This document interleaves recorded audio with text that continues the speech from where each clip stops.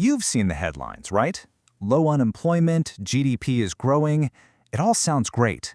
But then, you look at your own bank account, or you talk to your friends, and something just feels kinda off. Well, today we're going to dive right into that feeling and explore the hidden story that's hiding behind all those official numbers. I mean, this is the big question, isn't it? If everything looks so rosy on paper, why does it feel like such a struggle just to get by? Well, here's the thing. It turns out that gut feeling you have, it might be a lot more accurate than you've been led to believe. So this slide just lays out the split perfectly. On one hand, you've got the official story, a strong, resilient economy. But on the other hand, you have what millions of us are actually living through. Costs are going up, there's constant financial strain, and people are piling on debt. This isn't just a little disconnect, it's a massive chasm. Okay, and here's a really crucial piece of the puzzle. The official call that we're in a recession, well, that's not a prediction. It's basically a history lesson. The group that actually makes that call, they often wait for months, sometimes even over a year, to look back and say, yep, a recession started way back then. And this timeline right here just shows you exactly what that lag looks like in the real world. Think about the Great Recession. It actually started in December of 2007, but they didn't officially call it until a full year later. By then, the financial world was already in a total freefall. And you see the same pattern with the dot-com bust. So what does that mean for us?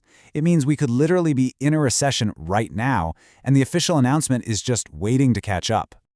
All right, so let's start peeling back the layers on some of this so-called good news. And we'll start with the job market. That main number everyone talks about looks pretty solid, but what's really going on underneath the surface? And there it is, 4.4%. That's the official unemployment rate you always hear about on the news. And look, on the surface, that sounds pretty healthy, right? It's the kind of number that makes you think, hey, the economy is strong and anyone who wants a job can find one. But as we're about to find out, that one little number, it hides a whole lot more than it reveals. Okay, but here's the catch. That 4.4%, it only counts people who are actively looking for work. And by that, they mean in the last 4 weeks. So what about the 1.6 million Americans who've just stopped looking altogether? Maybe they got discouraged, maybe something else is going on. Well, they just vanished from the statistic. They're not counted as unemployed. They're just gone. And honestly, it gets even more misleading when you start looking at the kind of jobs being created. The way the government counts this stuff is, well, it's kind of like a magic trick. Get this. If one person gets laid off from their stable, full-time job and then has to scramble to get 2 part-time jobs just to survive, the official numbers count that as a net gain of 1 job. Yeah, really. This analogy just hits the nail on the head. It's like saying the housing market is totally fine because, hey, everyone still has a roof over their head. But you're completely ignoring the fact that everyone had to move from a house into a tiny studio apartment.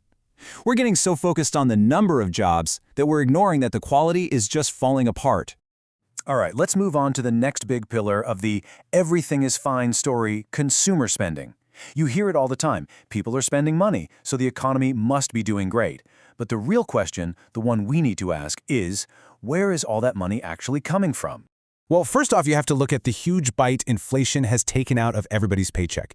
Since 2020, the total inflation is over 25%. Think about that. That means a quarter of your paycheck's buying power has basically just vanished into thin air. It's just that much harder to cover the basics with the money you're actually earning. So if our paychecks are worth less, where is all this strong spending coming from? Well, this number right here tells the whole story. A record-breaking $1.28 trillion in credit card debt. This isn't spending from a healthy economy. No way. This is spending fueled by credit cards. It's people trying desperately to keep their heads above water as their real income shrinks. And the cost of carrying that debt? It's absolutely punishing. The average interest rate on these cards is a staggering 22%. And at the exact same time, look at what's happening to savings. The personal savings rate has just plummeted from a historical average of around 8% all the way down to 4.5%. So let's put it together. We're borrowing way more, at much higher rates, and we're saving less than ever before. And here's the kicker. This isn't some new, strange thing. This exact pattern, income's not keeping up, savings drying up, and a huge spike in debt to fill the gap. This is textbook pre-recession behavior. We've seen this movie before, folks. It's exactly what happened right before the 2008 crash. So this all brings us back to that big question, right? If all these warning signs are flashing bright red, why do the headline numbers still look okay? Well, the answer might be that the very tools we're using to measure the economy, The ruler itself might actually be broken. Okay, check this out. There's this thing called the Leading Economic Index, and it's designed to do one thing: predict recessions. Now, before the 2001 recession hit, this index went down for 6 straight months. And before the 2008 crash, you guessed it, same thing, 6 straight months of decline. So, guess what it's been doing for the last 6 months? Yeah, exactly. And that's why you have to look at the whole picture, not just one number. Look, one bad metric, maybe it's just a fluke. But when you've got declining job quality, savings that are disappearing, debt that's going through the roof, and the predictive indicators are all screaming a warning at the same time, I mean, that's like getting in your car and the check engine light, the oil pressure light, and the brake light all come on at once. You don't ignore that. So, what's at the root of all of this? Well, there's this really fascinating idea called Goodhart's Law. It sounds complicated, but it's actually super simple. It basically says that the moment a measurement becomes a target, it stops being a good measurement. Why?